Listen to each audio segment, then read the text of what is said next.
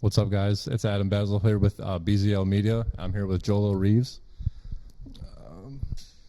Jolo, what compelled you to start making music, man? What compelled me to start making music? Yeah.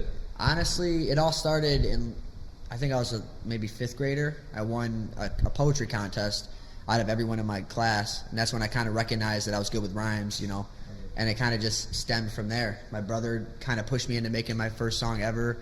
It's called Reckless. Don't ever look it up. It's horrible. But yeah, that's really it. So when you're writing your songs, what's your process like? How do they come together? What starts that process? That's actually like a good question, and it's kind of interesting. It's a fun fact about me, but I make every song you've ever heard, I write and create it while I'm behind the wheel. Like I write every song while I'm driving. Like I can't be in a studio. I can't, you know what I'm saying? I can't be like sitting. I have to be driving, and I don't even write it either. It's all in my head. Right. And like I'll rehearse it, and if I don't like the line, I'll scrap it, and I'll just keep driving. I keep writing. I keep like rehearsing, and once I get that hook down, then I move on to the verse. Usually takes me a couple hours to finish the whole song. Okay, so that's really cool. It's like you got to be moving. You can't be stagnant. You know, that's cool. Yeah, I love that, honestly. Hell yeah. I find it kind of different. It's a little different. It's a little weird, but that's just the way it is for me. Right. Cool, man. So with that being said, what's your favorite song of yours, and why?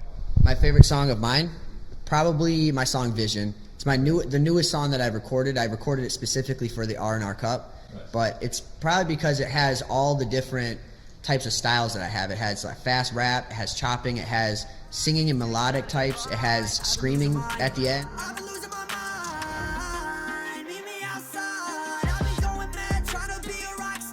It shows a lot of my different styles. It's probably why it's my favorite song I've ever made, for sure. So what's your message to your current and your future fans? My current and future fans, honestly, support me in any type of way. If you fuck with my music, whether it comes to like a comment, a share, a pre-save, anything that you can do to support, it helps me out a lot more than you think. Beautiful. So I was wondering, what's the significance behind your 2005 tattoo? You said 2005 tattoo? Yeah, I love that tattoo. That honestly, this means a lot to me because it's when I first started making music. It's when I first started creating. I wasn't releasing music at this time in 2005, but I was making it. I started. That's when I was a little kid. I was actually 11 years old during that year, okay. And my buddy, he was 7 years old, and we started making songs as little kids, and in the basement, rapping into the mirror and shit, and like, and we called ourselves 7-Eleven because it's stupid, but and it started from there, but we didn't release any of it until maybe I was like 12 or 13. Okay. But like, yeah. That's the significance of it. I got it tattooed because it means a lot to me because that's when I started this whole thing. That's really cool, man. Awesome. So what you mentioned the RnR Cup.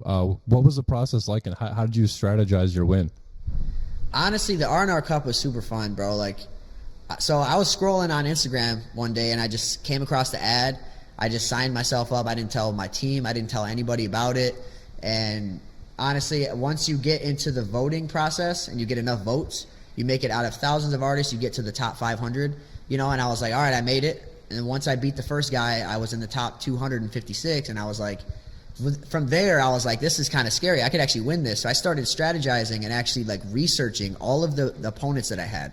If they sent me up against this guy next week, I would look through his whole catalog, and I would figure out like if he was a threat or not and how much of a threat he was to me. And I would go and I'd be like, all right, I got to find his best song, and then I got to find my best song. Is my best song better than his best? And if it was, then I'm good. There was a couple times where I was a little shook, but honestly, I felt like I had it in the bag. There was 2 artists though that really scared me. Poppy AK, she was terrifying. She's super talented. And Wilk Holiday. Shout out to both of y'all. You guys are crazy. That's cool, man. Hey, congrats on the win though, for real. All right, so one last question I got for you. What are your plans for 2023? What should we expect from Jolo Reeves? Honestly, there's a lot coming this year. I mean, like right now we're at the video shoot for Hennessy, and in the next couple months or so we got Shaq. He's going to be sharing. Shaquille O'Neal is going to be sharing the video Hennessy, like he's going to be doing a viral video on TikTok. He's got 11 million followers, so it's kind of just like, that's unreal. It's going to be, that's a huge audience. So that's coming up. We got Fortnite. You know, I got probably 4 or 5 songs going in Fortnite in the next couple months. And like that, you know, if you're a big fan of Fortnite, you know, be on the lookout for that. You might hop in the car and hear Hennessy in my cup. For real. And other than that, I'm going to be doing shows and stuff, marketing, trying to make, you know, connections, get some sponsorships. A big thing right now is placements. Me and my team are trying to get placements in Netflix, all different types of shit, you know. But yeah, be on the lookout for all that. Lots coming up. Definitely will. So if people want to see your content or listen to music, where can they go to find you? You can honestly look me up anywhere, but the best place would be JoloReeves.com. Yeah. JoloReeves.com, yo. Cool. Hey, thanks a lot, man. It was nice meeting you. Yes, sir. Hell yeah. That's a wrap.